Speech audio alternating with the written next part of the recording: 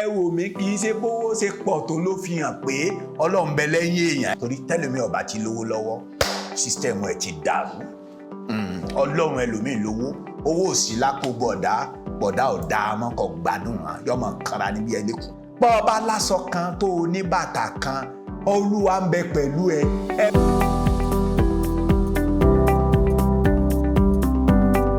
ọba àwọn bá náà ọ̀rọ̀ rẹ̀ sí wa ẹ̀kára àánú gbà.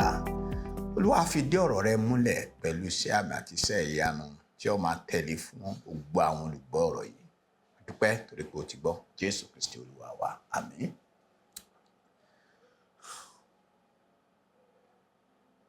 Ìwé Kọ́ríńtì kejì orí 1 ẹsẹ̀ 20 náà la sì wà. Mo bá wa sọ̀rọ̀ lórí àwọn ìlérí Olúwa.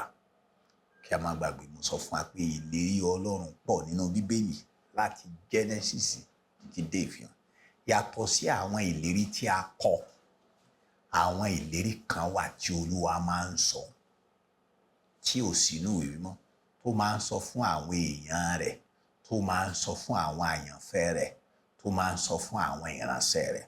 Ó lè bá wa sọ láwa ti kára wa ní ojú oorun wa, tàbí kó bá wa sọ nípa ọ̀rọ̀ ìmọ̀ tàbí ọ̀rọ̀ ọgbọ́n, tàbí kó bá wa sọ nípa ìṣípayá tàbí kó rán àwọn ìránṣẹ́ rẹ̀ sí wa. Gbogbo ìlérí Ọlọ́run a kọ pé nítorí pé bó ti wù kí ìlérí Ọlọ́run pọ̀ tó, nínú rẹ̀ ni bẹ́ẹ̀ ni àti nínú rẹ̀ pẹ̀lú ni àmín sí ògo Ọlọ́run nípasẹ̀ wa. Mo ti bá wa sọ àwọn ìlérí 6 tó jẹ́ ọ̀rọ̀ kìíní nínú àwọn ìlérí tí Olúwa sọ nínú àwọn ìwé yẹn rere. Torí mo sọ fún wa pé tí a bá ní a máa sọ̀rọ̀ ìlérí àwọn ìlérí méjì, a bá ní ká máa mú kọ̀ọ̀kan ọdún 4-5 a sì wà lórí ẹ̀. Ṣùgbọ́n àwọn ìlérí tó gbọ̀ngbọ̀n láti mú kí ọkàn àwa tí a gbàgbọ́ kó balẹ̀ wípé olóòótọ́ ni ẹni tí ó ṣe ìlérí. Ẹ jẹ́ kí n tẹ̀síwájú láti tún sọ 4 sí fún wa nínú àwọn ìlérí tí Olúwa ṣe. Àkọ́kọ́ ni pé ìlérí èrè. Olúwa ṣèlérí èrè fún gbogbo ẹni tó bá jẹ́wọ́ rẹ̀ àti ẹni tó bá sìn. Ní Matthew ní orí 10, ìwé ìhìnrere Matthew ní orí 10 ní ẹsẹ̀ 32, ọba ògo wípé nítorí náà ẹnikẹ́ni tó bá jẹ́wọ́ mi níwájú ènìyàn, òun lé èmi ó jẹ́wọ́ pẹ̀lú níwájú bàbá mi tí ń bẹ lé ọ̀run. Yẹn ni pé gbogbo àwa tí a gba Jésù Kristi, tí a bá lè jẹ́wọ́ rẹ̀, yìí ni pé tá a fi Kristi pamọ́, tí a lè sọ fún ẹbí, ará, ọ̀rẹ́ tàbí àwọn agbára tàbí àwọn ẹnikẹ́ni tó bá béèrè èrèdí ìgbàgbọ́ wa pé ti Kristi ni wá, ọba ògo ní òun ó jẹ́wọ́ irúfẹ́ Olúwa rẹ̀ níwájú bàbá òun àti àwọn áńgẹ́lì. Ní ẹsẹ̀ 42 ìwé ìhìnrere Matthew orí 10 yẹn náà, ó ní ẹnikẹ́ni tó bá fi kìkì aago omi tútù fún ọ̀kan nínú àwọn onírẹ̀lẹ̀ wọ̀nyí mú nítorí orúkọ ọmọ ẹ̀yìn, lóòótọ́ mo wí fún yín kì yóò pàdánù èrè rẹ̀. Ìyẹn ni pé tí ẹ bá rí ẹnikẹ́ni tó jẹ́ ọmọ Ọlọ́run, tó jẹ́ ìránṣẹ́ Ọlọ́run, nígbà tí àwa bá jáde fún iṣẹ́ ìjèrè ọkàn, tí a bá ń lọ láti ojúlé dé ojúlé, táwọn kan bá rí wa, àwọn kan ó bu wa, táwọn kan bá rí wa, àwọn kan yẹ̀yẹ́ wa, táwọn kan bá rí wa, wọ́n ní ẹ kú iṣẹ́ Olúwa, èmi àní ẹ gbé báàgì omi ẹ mú, ìrìn tẹ́ rìn inú òrìn pọ̀, ẹlòmíà ní omi rẹ̀ ẹ mú. Jésù ní àwọn tó ń ṣe bẹ́ẹ̀ fún àwọn ọmọ òun, àwọn tó ń ṣe bẹ́ẹ̀ fún àwọn ìránṣẹ́ òun, àwọn tó ń ṣe bẹ́ẹ̀ fún àwọn tó jẹ́ ọmọ ẹ̀yìn òun, ọba ògo ni pé wọn ò ní pàdánù èrè wọn. Ìyẹn ni pé ìlérí èrè ń bẹ fún gbogbo àwa tá a jẹ́wọ́ Jésù ní gbangba. Ìlérí èrè ń bẹ fún gbogbo àwa tá a bá ń tẹ̀lé Jésù Kristi. Ìlérí èrè ń bẹ fún gbogbo ẹnikẹ́ni tó bá ń sin Jésù Kristi. Ní Mátíù orí 19 ní ẹsẹ̀ 29, ẹ jẹ́ á gbọ́ ohun tí ọba ògo tún sọ. Mátíù orí 19 ní ẹsẹ̀ 29 yóò dá tí n bá ní nǹka láti ẹsẹ̀ 27 onígbà náà ni Pétérù dáhùn ó sì wí fún un pé ẹsẹ̀ 27 tí ń kà yẹn o àwa ti gbogbo ẹ̀ sílẹ̀ àwa sì ń tọ̀ ọ́ lẹ́yìn jẹ́ kí làwa wà ní. Jésù wí fún wọn pé lóòótọ́ ni mo wí fún yín pé ẹ̀yin tí ẹ̀ ń tọ̀ mí lẹ́yìn nígbà tó bí nígbà tí ọmọ èèyàn yóò jókòó lórí ìtẹ́ ògo rẹ̀ ẹ̀yin ó sì jókòó pẹ̀lú lórí ìtẹ́ méjìlá ẹ̀yin ó sì máa ṣèdájọ́ àwọn ẹ̀yà Ísírẹ́lì méjìlá wá gbọ́ ẹsẹ̀ 29 èyí tó kàn wá rè táwọn ọmọ ẹ̀yìn nìyẹn àwọn torí ó sì lára àwọn méjìlá tí ń tẹ̀lé Jésù ó ní àti gbogbo ẹni tó fi ilé sílẹ̀ tàbí arákùnrin tàbí arábìnrin tàbí bàbá rẹ̀ tàbí ìyá tàbí aya tàbí ọmọ tàbí ilẹ̀ nítorí orúkọ mi ọba ògbó wípé wọn ò rí ọ̀rọ̀ ọ̀run gbà láyé tá a wà yìí wọn ó sì jogún ìyà ìnípẹ̀kun. tó ń jẹ́ àwo ìlérí tí ọba ògbó tó ń ṣe ìlérí èrè fún àwọn tó bá ń sìn. Mátíù orí 24 jáwé ẹsẹ̀ 45 sí ẹsẹ̀ 47. Mátíù orí 24 ẹsẹ̀ 45 sí ẹsẹ̀ 47. Ta ní í ṣe olóòótọ́ àti ọlọ́gbọ́n ọmọ ọ̀dọ̀ ẹni tí olúwa rẹ̀ fi ṣe olórí ilé rẹ̀ láti fi oúnjẹ wọn fún wọn lé àkókò. Alábùkún fún ilé ọmọ ọ̀dọ̀ náà nígbà tí olúwa rẹ̀ bá dé ẹni tí ó bá kọ́ máa ṣe bẹ́ẹ̀. Lóòótọ́ mo wí fún yín pé òun ó sì fi ṣe olórí gbogbo ohun tó ní. Àwa kan rí àánú gbà a fi wá ṣe ìránṣẹ́ a fi wá ṣe olórí ilé rẹ̀. Ìyẹn ni pé olórí ilé rẹ̀ ni ẹni tí Ọlọ́run pè bí ipa ìtọ̀ lórí àgbò kan tí Ọlọ́run á fún ní iṣẹ́ ìránṣẹ́ pé kó máa bọ́ àwọn àgùntàn rẹ̀ bí Jésù sọ fún Pétérù pé máa bọ́ àwọn àgùntàn mi.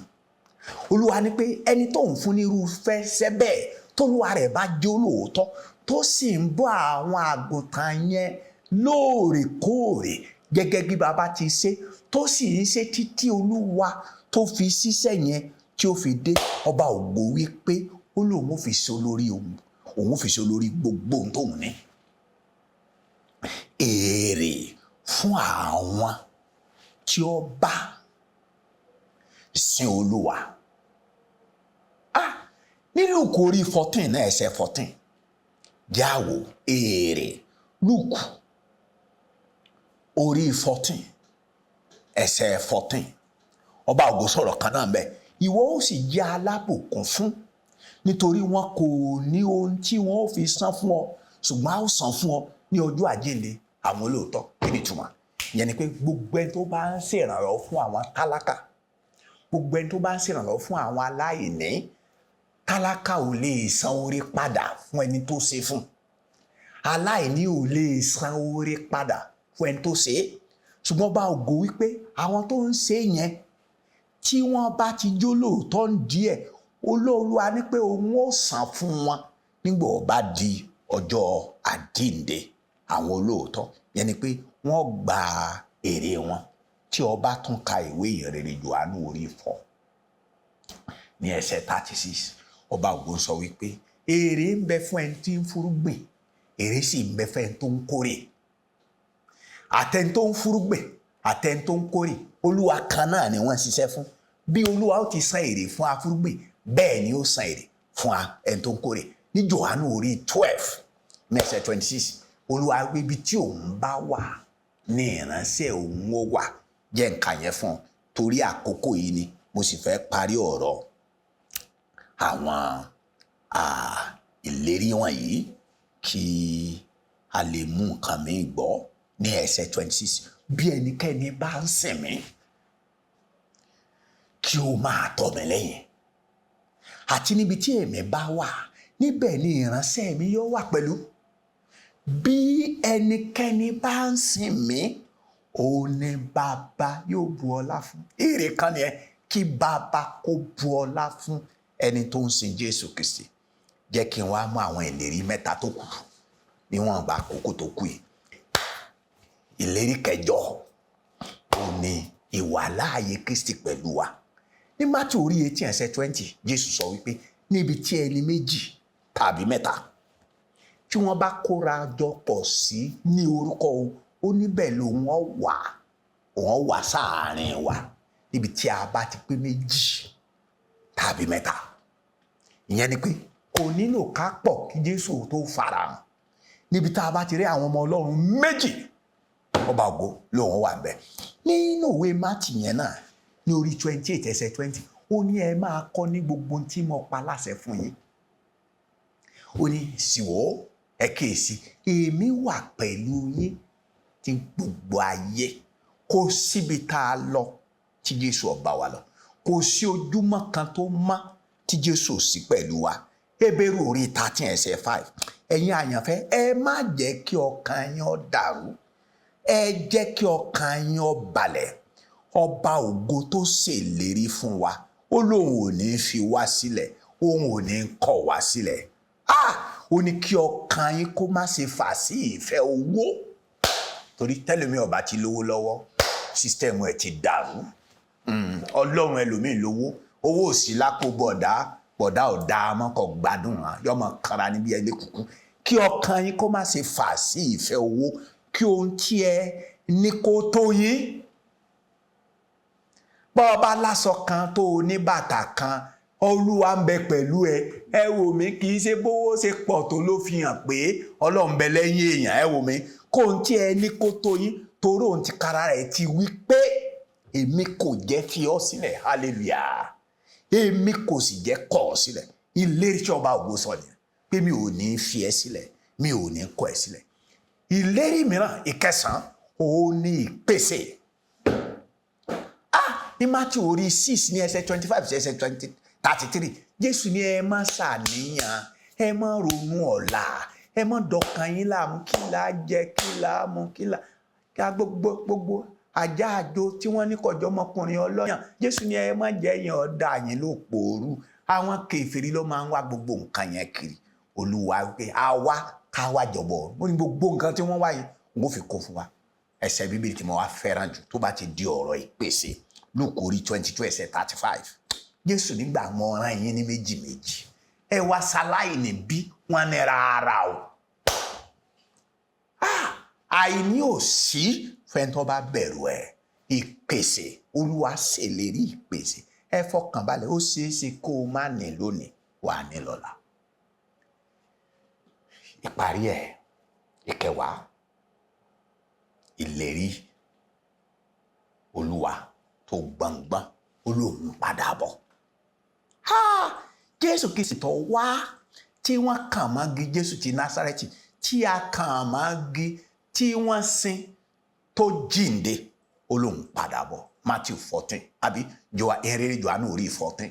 Ó ní ẹ má ṣe jẹ́ kí ọkàn yín ó dàrú. Ẹ gba Ọlọ́run gbọ́, ẹ gbà mí gbọ́ pẹ̀lú. Nílé bàbá mi ọ̀pọ̀lọpọ̀ gbogbo ló wà bẹ́ẹ̀. Tí ó bá rí bẹ́ẹ̀ ni ẹ̀ bá ti sọ fún mi pé èmi ń padà bọ̀ wá mú yín, pé níbi tí èmi gbé wà kẹ́yìn kó lè wà bẹ́ẹ̀. Ọba àwọn ọba, ògo mà ní forúkọ rẹ̀. Jẹ́ kí ìwọ̀nba tí mo lè pín pẹ̀lú àwọn èèyàn rẹ̀ yìí, Olúwa wá dàpọ̀ pẹ̀lú ẹ̀. Kó jẹ́ kó ní gbòǹgbò nínú àyà àwọn èèyàn wọ̀nyí. Jẹ́ kí wọn ó sinmi lé ọ. Jẹ́ kí gbogbo àwọn tó ṣèlérí fún, jẹ́ kán fi ìmúṣẹ ìlérí rẹ̀ ṣe fàjẹ́. Àwa tí a sì ti ń rí ìmúṣẹ ìlérí gbà, tá a sì ti ń rìn nínú ẹ̀. Àwọn ìlérí mìíràn tó kù tí ọkàn wa ń pòǹgbẹ fún ìmúṣẹ rẹ̀, Olúwa ṣe gẹ́gẹ́ bó ti sọ. A dúpẹ́ torí pé o ti gbọ́. Jésù Kristi Olúwa wa. Àmín.